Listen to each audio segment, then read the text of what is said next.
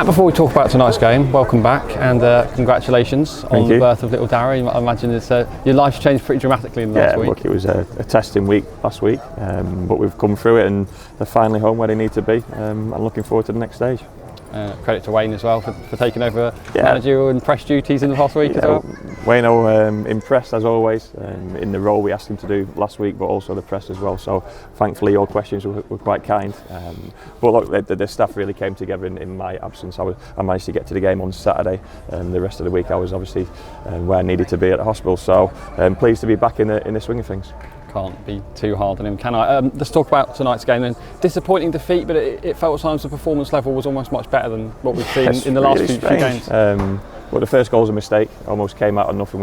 We started the second half with a bit more brightness than the first half. We asked for a few more box entries at half time. As much as our first half performance was okay, it was only okay. We needed to improve certain aspects of it. We started to do that in the second half, and then the equalising goal for the opposition kind of took the stuffing out of us. And then it's an even game, and one poor defensive moment really has cost us in terms of the second goal.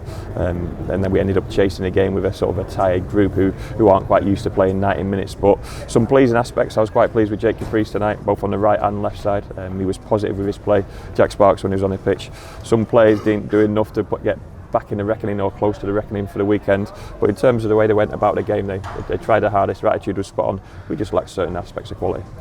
You almost answered my next question word for word, because I was going to say after scoring, to concede so quickly did knock the stuffing out. It felt like we were almost on the back foot after that. Yes, at times.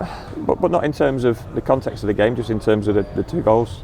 So pleased for Keggs, because we just wanted a little bit more forward play from himself and Rakim. They were very solid in the middle of the pitch, but we played a little bit safe at times, and he broke the box and met that ball really well. And then he always got a hold onto a lead for a little bit longer than we did, and it was an individual error. Rakim will sharpen up his game off the back of tonight.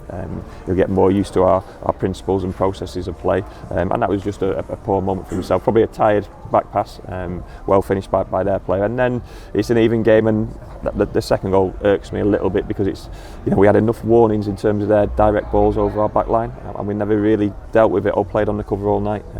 That was only really the opposition's route to goal. We did seem to get away with that direct ball through the middle in the first half. Yeah, we did. We had enough warnings, and we spoke about at half time. We had to defend that space first and foremost, and very rarely did they get it in front and turn and drive. It was only the balls over the top. I want a high back line, but it's got to be a realistic back line. And I don't think we were deep for the goal. I just don't think we played on the cover. Let's talk about Keggs then. Obviously delighted for him to get his first goal. He's had to wait for his chance, but I think he took it both hands today and performed very well. Yeah, he'd be pleased with some aspects of his game. We still want more from him. We think he's physically better than he's showing at the moment, but he's getting up to speed in terms of men's football. You saw when he scored the goal how he can break the box and meet the ball and sort of burst through space in front of him. Same for Rakim. So two positives in terms of their game time and their performance as to what we can build on. But we've got to keep asking questions of the group in terms of who's going to create moments of quality. I felt first after the game lacked quality, apart from I think it's Wildig's half volley slide pass for their one-on-one moment. We've got players on the pitch: Josh Coley, Matt Jay, Sonny Cox, our wing backs included. We've got enough players on the pitch to somehow create moments for themselves at times as well. We can't always do it as a team, put a perfect move together and create off the back of that. Sometimes it takes individual moments, and that's personality and that's belief, but also contribution. We've not spoken about Rakim Harper since he joined the club. Obviously we would usually get him on the day signs. What was it about Rakim that interests you so much, and from what you've seen so far, has he delivered in that aspect? Well, he's only had the sort of 20 plus minutes on Saturday and tonight's game. We won't judge him too soon. He'll probably take 5 or 6 games to get full up to speed, and with different players he'll play a different role. He's a ball playing midfielder. We know that we need to control the games. From experience, the games I've had so far in League One and moving forward, we need to control games more in possession, and an extra midfielder who can receive the ball under pressure is exactly what we were looking for, to allow us to get up the pitch in certain different ways. It'd be disappointing with that moment for the goal tonight, but he'll learn a lot more, and we've learned a lot more about his game, and that's what he's needed in terms of a disjointed game preparation time and amount of game time up until this point. He won't be the finished article in terms of another 3 or 4 weeks time when we get some real game time under his belt, but really positive moving towards the weekend for the options there. Sonny Cox got 90 minutes and he was a real handful for their defence at times, came so close to scoring. 90 minutes, so important for him. Yeah, but he's got to do more. He has to do more. You look at what's ahead of him, and if he wants to play in the first team, he's got to influence the game a little bit more than he did tonight. Same for MJ as well. Same for Josh Coley. It's so difficult when they feel they're playing in the games which don't matter the most, but it's different personnel around them. So with no Giovanni, no Sam Nombe, and what we look like at our best, but they've got to find a way of their contribution being meaningful.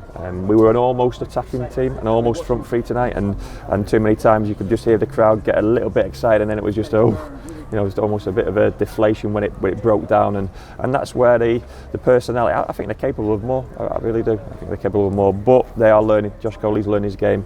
Sonny Cox is learning his game. MJ's trying to find his rhythm again. So that group and that front three, you saw the opposition front three where Bogle came on and a real handful. He knows his game. He's played Championship, League One, League Two level all his career. So that's a difference in terms of what we're working with and working towards, and what other teams have got. Something I didn't pick up with Wayne on Saturday was the absence of Alex Hartridge on Saturday and from tonight's game.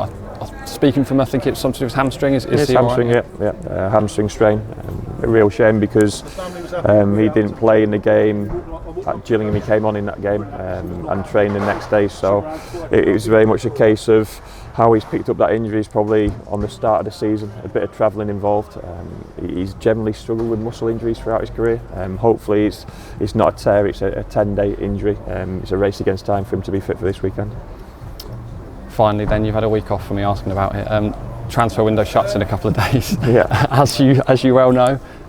We obviously know you're still looking to add to the side. How close do you think, and what's the likelihood of more additions before the window? It's likely. It's what we're working towards. But if we don't bring any players in, then we have to understand that this group of players is in a position where we're going to have to work with them. Whoever comes into the building, we work with them, we try and improve them. Whether that's Sonny Cox playing as a centre forward for a League One team this season, or us bringing in players from different clubs, we've got to find a way of getting them selectable and contributing. We can't always rely on the Sam and Giovanni partnership, which we have done so far this season. So I'm certainly looking for more options, and that obviously includes recruiting from elsewhere.